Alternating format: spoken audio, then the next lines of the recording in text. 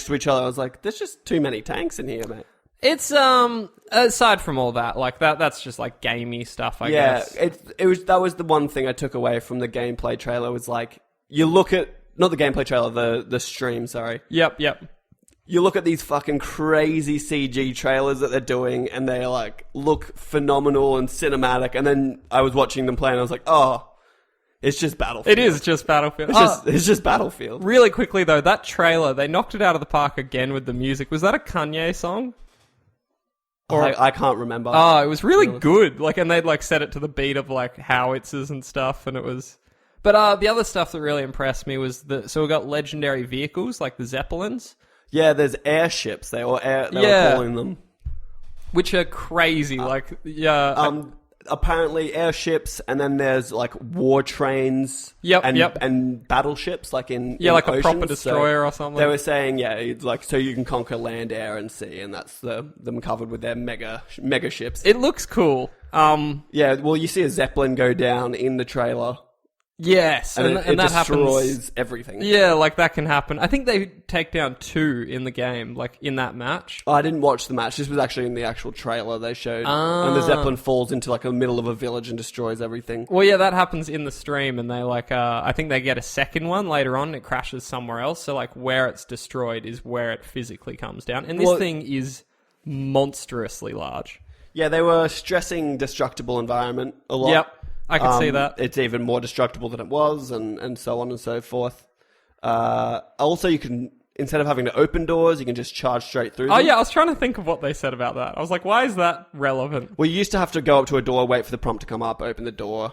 Oh, fair enough. But now you can literally just start sprinting, and I think you just sprint straight through the door and bust shit up. Perhaps the most interesting part of this, I don't know if you caught this one, Govinda, so the game modes they've outlined. So you've got your standard Conquest that we know and love. Love the good old 64-player Conquest. Yep, you push up a map, new parts open up, and then you've got Domination, which is also, we've played this before. It's actually escaped me what they're calling it. I think it's called like Warscape or something, but basically what it is it's Conquest across multiple battlefields. So it could be like, they were stressing like hour-long matches, and you can physically see the next map, so you get pushed off one entire battlefield, and you're put into the next. And so like you get this epic scale of like, that you're actually fighting this massive tug-of-war, like, that's solid, actually. It's really cool. Like, and though hour-long matches, sometimes you just, especially if it's a bad match. Yeah, that's it. I'm worried about that. But with things like these airships to turn the tide and like battleships, so like maybe you're fighting in the mountains, you get pushed to the coast and you can use the ships there. Sounds really cool. So yeah, that was my takeaway. Yeah, it looks really cool. I had fun with Battlefield 4, even though it was broken for half the time I had it and stuff. So it was just nice to be in a different setting and. Yeah, and this is different. Something different, yeah. Really. And just there's something satisfying about having a iron-sighted bolt-action rifle and getting kills across the map. I don't know. Just putting someone down. All right, well, moving right along. We've got a lot to cover today. That's pretty much EA, and that, like, honestly, most of it was garbage, I gotta say. Yeah, except for the Battlefield stuff. Battlefield was good. All the Star Wars stuff, like, it just kind of reinforced for me that EA is going to ruin Star Wars for everyone. Yeah. Like, that just seemed like, I don't know. Hopefully... I'll give them the benefit of the doubt. I think the Visceral one will be good. Respawn will be interesting. I'm going to... Because the Titanfall 2 story looks interesting enough. Yep. I don't really care. And if it's coming out that soon to Battlefield, like, I might just fall by the wayside. But I'll be interested... Sorry. Do you mean Battlefront? No, Titanfall 2. Oh, okay. The story looks interesting enough. Yep. But if it's coming out near Battlefield, like I probably might not even play it. Well, see, I want to give them... Which Star Wars do you think they won't do well on? Because I kind of want to give them the benefit of the doubt. Respawn. Well, that's what I'm saying, because Respawn's making Titanfall 2. Yep.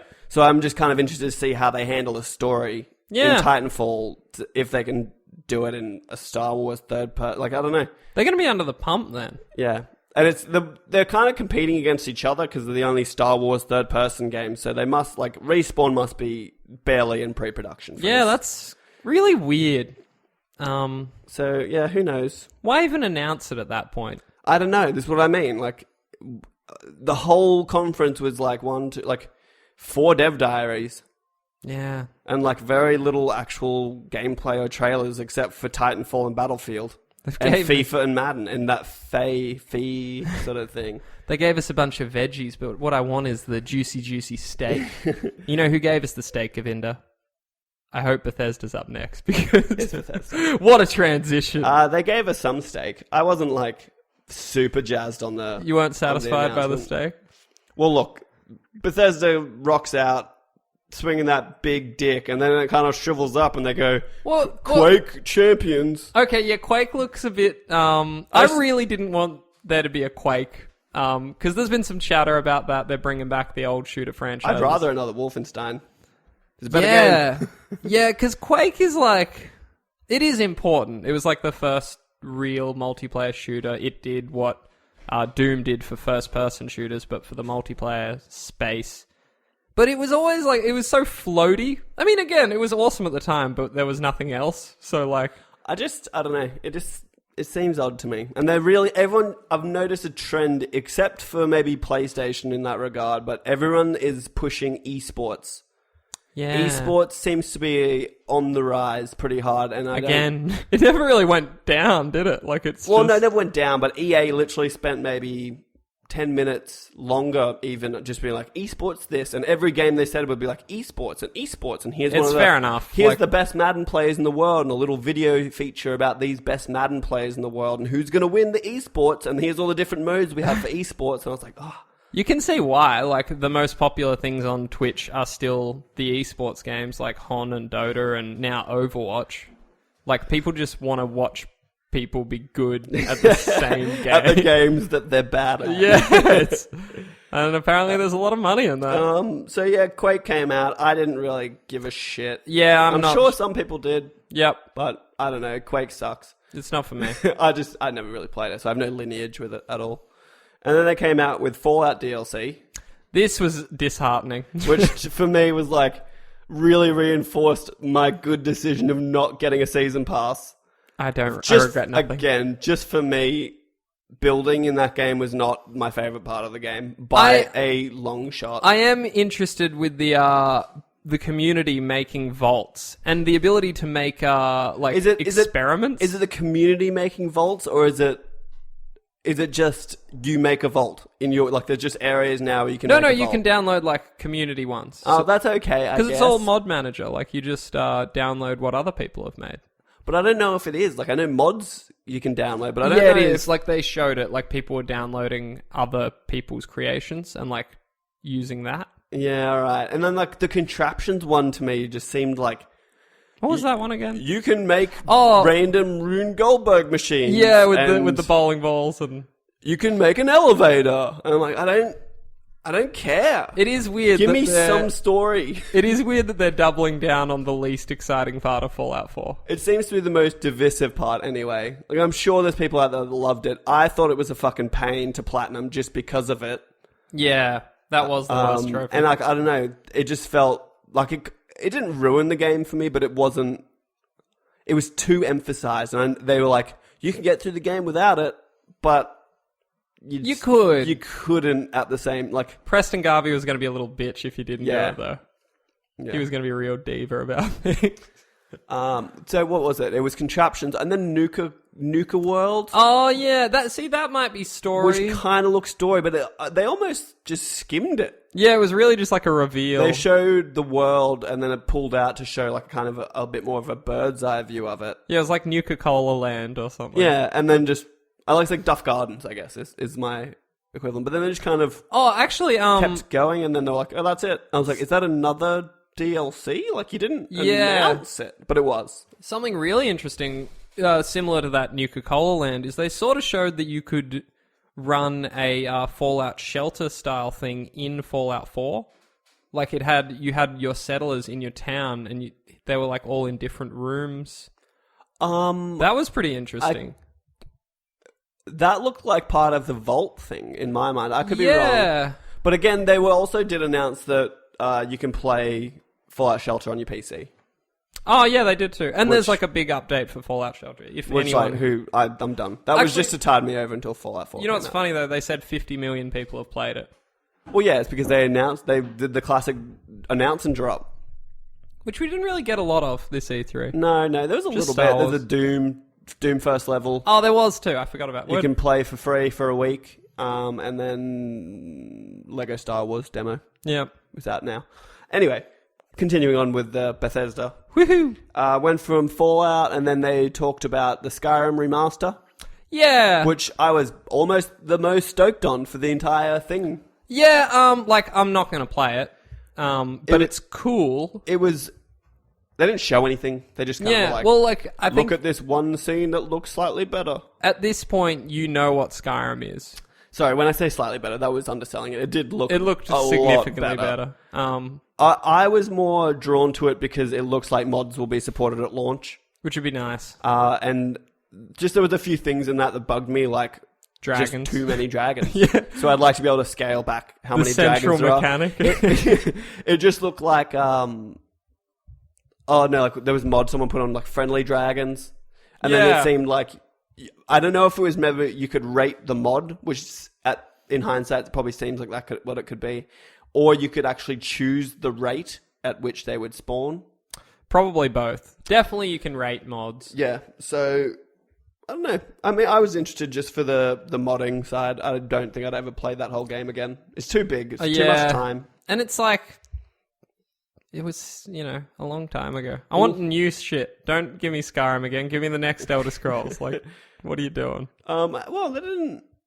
No, they didn't. I actually thought I read some... Oh, no, there was a news story. Wait, I don't know what you're talking about. I didn't even finish my thought before you went off. What are you talking about? Were you going to talk about Elder Scrolls 6? Nah. Okay, No, they were never going to announce Elder Scrolls 6. Well, they mentioned it today. They said that it's a long way off, but that they've started... I'm surprised they even talked about it. Fallout 4 was kept dead quiet for years. They said don't get your hopes up, and it's a long way out. 2019. Probably. Yeah. You need time. And they're still supporting Fallout, so I just think especially Skyrim's coming out, you need people to miss it again. Yeah. And I feel like maybe... I reckon this Skyrim's a bad move. No, I don't think so. Again, 3, maybe 4 years away before we see... No, when you look at it like that. And they're going to have to update the shit out of their engine. Build a new engine. Yeah. Because it's getting... Fallout 4 looks bad compared to other games that came out. The only one, The Witcher. Compare it to The Witcher. I'm going to say The Witcher is bigger. And better looking. And looks... so much better. Certainly runs better. Looks better. Might be more complicated, with all the quests interlocking. Yeah. And it's pretty interesting. That's they really need to... I'm on the verge of rebuying The Witcher. With this Blood and Wine DLC. That's you might as well fucking play Skyrim again. It's just too long for me. I can't. I wouldn't play the single player. I need to do some research, figure out how soon you can get to Blood and Wine. Yeah, I'd go straight to that. It's too time consuming for me. Maybe if I just played my old save, the one I finished the game on. Fucking, there's more games coming out soon. Yeah, that's what I mean. There's just so much happening, and I just don't have the time to go back and play a Speaking of 100-hour RPG. Yeah, we should keep moving. No, we're fine. This is going to be a big one. Okay. We're ready for it. I don't really care. I've got nothing to do today. Yeah, I suppose. Prey was announced. Okay, this was an interesting one because the trailer was incredible.